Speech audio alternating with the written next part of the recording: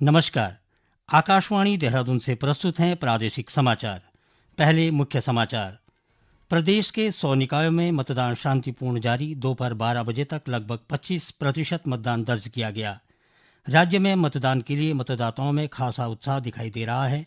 कर्मचारी भविष्य निधि संगठन के सदस्यों की संख्या में पिछले साल नवंबर के दौरान 14,63,000 की वृद्धि और एमटीडीए के उपाध्यक्ष बंशीधर तिवारी ने राष्ट्रीय खेलों के मद्देनजर देहरादून में किए जा रहे सौंदर्यीकरण कार्यों का जायजा लिया।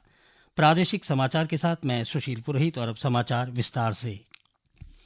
प्रदेश के 100 निकायों में आज सुबह 8 बजे से कड़ी सुरक्षा व्यवस्था के बीच मतदान शांतिपूर्ण जारी है। दोपहर 12 बजे तक प्रदेश में लगभग 25% मतदान दर्ज किया गया। बागेश्वर जिले में 26.59% और चमोली जिले में औसत 25% मतदान हुआ है। मतदान के लिए राज्य में 1,515 मतदान केंद्र बनाए गए हैं और कुल बूथों की संख्या 3,394 है। करीब 30,29,000 मतदाता कुल 5,405 उम्मीदवारों की किस्मत का फैसला करेंगे।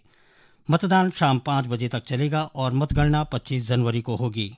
राज्य निर्वाचन आयुक्त सुशील कुमार ने निकाय चुनाव में निर्भीक होकर अधिक से अधिक मतदाताओं से मतदान करने की अपील की है। उन्होंने बताया कि राज्य में निकाय चुनाव के लिए मतदान शांतिपूर्ण चल रहा है। राजधानी देहरादून सहित प्रदेश के 11 नगर निगमों में मेयर के लिए 72 उम्मीदवार और 89 नगरपालिका नगर पंचायतों में अध्यक्ष पद के लिए 445 उम्मीदवार चुनाव मैदान में हैं। इसके अलावा सभी निगम पालिका पंचायतों में सदस्य और पार्षद पद के लिए कुल 4,888 उम्मीदवार चुनाव लड़ रहे हैं। राजधानी देहरादून सहित प्रदेश के अन्य जिलों में मतदान के लिए मतदाताओं में खासा उत्साह दिखाई दे रहा है। कैबिनेट मंत्री गणेश जोशी ने देहरादून में विजय कॉलोनी बूथ पर अपने मताधिकार का प्रयोग किया। वहीं उत्तरकाशी में 97 वर्षीय गंधर्व सिंह ने पुरोला नगरपालिका में मतदान किया। हरिद्वार में 14 नगर निकाय के लिए आज सुबह मतदान धीमी गति से शुरू हुआ, लेकिन बाद में इसमें तेजी आने लगी। जिला निर्वाचन अधिकारी कर्मेंद्र सिंह और वरिष्ठ पुलिस अधीक्षक प्रमेंद्र सिंह डोभाल ने विभिन्न मतदान केंद्रों का निरीक्षण कर मतदान व्यवस्थाओं का जायजा लिया। जिला निर्वाचन अधिकारी ने सभी नागरिकों से अधिक संख्या में वोट डालने की अपील की है। पूरे जिले में 14 निकायों में इसमें मतदान चल रहा है और सभी 623 बूथों पर बड़े ही शांतिपूर्वक ढंग से मतदान लोग कर रहे हैं और कहीं भी कोई ऐसी विशेष बात उल्लेखनीय बात नहीं आई है, तो कहीं कोई दिक्कत नहीं है, समस्या नहीं है और सारी व्यवस्थाएं चाक चौबंद हैं। लोग आईडी लेकर के आ रहे हैं, वोट डाल रहे हैं। मेरा लोगों से आपके माध्यम से अनुरोध है कि लोग अधिक से अधिक संख्या में आएँ, अपने वोट डालें, मतदान करें। इससे लोकतंत्र हमारा मजबूत होता है। यह भी अनुरोध है मोबाइल घर पे छोड़ के आएँ, आईडी जरूर साथ लेके आएँ। उधर नगरपालिका पौड़ी में चुनाव के लिए मतदान प्रक्रिया शुरू होने के बाद से ही मतदान केंद्रों पर भारी भीड़ देखने को मिल रही है। सभी आयु वर्ग के मतदाता सुबह से ही अपने मताधिकार का प्रयोग करने के लिए बड़ी संख्या में पहुंच रहे हैं। पौड़ी के सीओ अनुज कुमार ने बताया कि मतदान के दौरान सुरक्षा के चाक चौबंद बंदोबस्त किए गए हैं। पोलिंग बूथन का निरीक्षण किया जा रहा है। जितने भी जोनल अधिकारी हैं, हमारे सेक्टर पुलिस अधिकारी हैं और प्रत्येक बूथ पर जितने भी ड्यूटीज हैं उन सबको चेक करके और ब्रीफ भी किया जा रहा है और समय समय पर निरीक्षण भी किया जा रहा है। अभी तक सब सामान्य है और शांतिपूर्वक मतदान प्रक्रिया चल रही है। बागेश्वर जिले में एक नगरपालिका और 2 नगर पंचायतों में निकाय चुनाव के लिए आज सुबह 8 बजे से शांतिपूर्ण मतदान हो रहा है। मतदान को लेकर युवा मतदाताओं में भी काफी उत्साह देखने को मिल रहा है। हमारी हमेशा ही मदद करते हैं, हमारे हमेशा काम में आते हैं, हमको ज़्यादातर दिखते हैं उन लोगों को। इस बार मैं वोट देने वाली हूँ। जनरली किसी के भी मतलब आवेश में ना आके मैंने सोचा है कि उन्हीं को मैं वोट दूँ जो मेरे को दिखते हैं और जो लगता है मेरे को हमको सहयोग कर रहे हैं, तो उन्हीं को मैं वोट देने वाली हूँ अपना। ये समाचार आकाशवाणी के देहरादून केंद्र से प्रसारित किए जा रहे हैं। ताज़ा समाचार के लिए आप हमारे सोशल मीडिया एक्स व Facebook page Akashvani news Uttarakhand को फॉलो कर सकते हैं। साथ ही ये समाचार हमारे YouTube channel Akashvani news Uttarakhand पर भी उपलब्ध हैं। प्रधानमंत्री नरेंद्र मोदी ने पराक्रम दिवस कार्यक्रम 2025 में नेताजी सुभाष चंद्र बोस को श्रद्धांजलि देते हुए कहा कि भारत गुलामी की मानसिकता से बाहर निकलकर अपनी विरासत पर गर्व करते हुए विकास कर रहा है। उन्होंने नेताजी की प्रेरणा से देश को एकजुट रखने का आह्वान किया। प्रधानमंत्री ने कहा, नेताजी ने आज़ाद हिंद फौज के जरिए देश की आज़ादी का सपना देखा, तब स्वराज के लिए एकजुट होना था। आज विकसित भारत के लिए एकजुट रहना है। दुनिया भारत की ओर देख रही है कि हम 21वीं सदी को भारत की सदी कैसे बनाते हैं। उन्होंने नेताजी की जयंती को पराक्रम दिवस के रूप में मनाने की शुरुआत और दिल्ली के लाल किले में नेताजी को समर्पित संग्रहालय की स्थापना का जिक्र भी किया।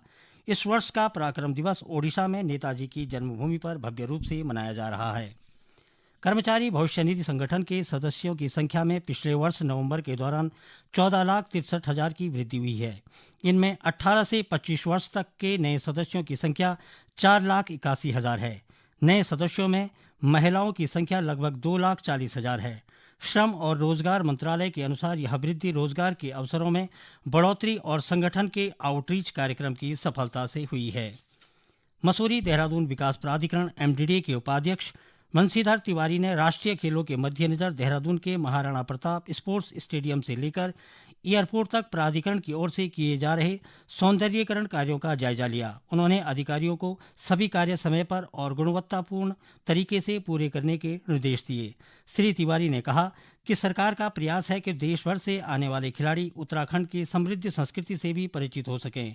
उन्होंने कहा कि पहले भी G20 और ग्लोबल इन्वेस्टर समिट के दौरान प्राधिकरण ने शहर को सजाने में महत्वपूर्ण भूमिका निभाई थी। उत्तराखंड ओलंपिक संघ के अध्यक्ष महेश नेगी ने 38वें राष्ट्रीय खेलों के तहत पिथौरागढ़ जिले के श्री हरि सिंह थापा स्पोर्ट्स कॉलेज लेलू में आयोजित हो रही बॉक्सिंग प्रतियोगिता की व्यवस्थाओं के लिए आयोजन स्थल का निरीक्षण किया। आयोजन स्थल में सड़क, बिजली, पानी और पार्किंग सहित सभी मूलभूत व्यवस्थाएं पूरी कर ली गई हैं। श्री नेगी ने कहा कि प्रतियोगिता में भाग लेने के लिए देश भर से पुरुष और महिला बॉक्सर, प्रशिक्षक और सपोर्टिंग स्टाफ के सदस्य 28 जनवरी तक पिथौरागढ़ पहुंच जाएंगे। 38वें राष्ट्रीय खेलों की तैयारियों के संबंध में प्रमुख सचिव RK सुधांशु ने नोडल अधिकारियों के साथ समीक्षा की। बैठक में खेल स्थलों की तैयारी, सुरक्षा, परिवहन और अन्य व्यवस्थाओं पर चर्चा की गई। इस दौरान उद्घाटन समारोह को भव्य बनाने के लिए विशेष योजना तैयार की गई। नोडल अधिकारियों ने खेल आयोजन से जुड़ी चुनौतियों को प्रस्तुत किया, जिनका समाधान बैठक के दौरान किया गया। बैठक में वरिष्ठ अधिकारियों समेत खेल निदेशक और देहरादून के जिलाधिकारी उपस्थित रहे। प्रदेश सरकार सामाजिक समरसता और व्यक्तिगत अधिकारों की सुरक्षा को प्राथमिकता देते हुए समान नागरिक संहिता अधिनियम 2024 लागू करने जा रही है। यह अधिनियम राज्य के सभी निवासियों पर लागू होगा, चाहे वे राज्य के भीतर रह रहे हों या बाहर। एक सरकारी विज्ञप्ति के अनुसार यह कानून न केवल विवाह प्रक्रिया को सरल बनाएगा, बल्कि इसे अधिक पारदर्शी और जनहितैषी भी बनाएगा। हालांकि संविधान के अनुच्छेद 342 और 366 के खंड 25 के तहत अधिसूचित, अनुसूचित जनजातियों और संरक्षित प्राधिकार अधिकार प्राप्त व्यक्तियों व समुदायों पर यह अधिनियम लागू नहीं होगा। इस अधिनियम का मुख्य उद्देश्य विवाह संबंधी कानूनी प्रक्रियाओं को सरल, सुव्यवस्थित और पारदर्शी बनाना है। यह कानून व्यक्तिगत अधिकारों की सुरक्षा सुनिश्चित करते हुए सामाजिक समरसता को बढ़ावा देता है। देश के सकल घरेलू उत्पाद में वर्ष 2030 तक डिजिटल अर्थव्यवस्था का 20% योगदान होगा। इलेक्ट्रॉनिकी और सूचना प्रौद्योगिकी मंत्रालय द्वारा कल जारी एक रिपोर्ट में यह बात कही गई है। रिपोर्ट के अनुसार वर्ष 2022-23 में राष्ट्रीय आय में डिजिटल अर्थव्यवस्था का योगदान 11.74% था, जो तेजी से बढ़ रहा है। अंत में मुख्य समाचार एक बार फिर। प्रदेश के 100 निकायों में मतदान शांतिपूर्ण जारी। दोपहर 12 बजे तक लगभग 25% मतदान दर्ज किया गया। राज्य में मतदान के लिए मतदाताओं में खासा उत्साह दिखाई दे रहा है।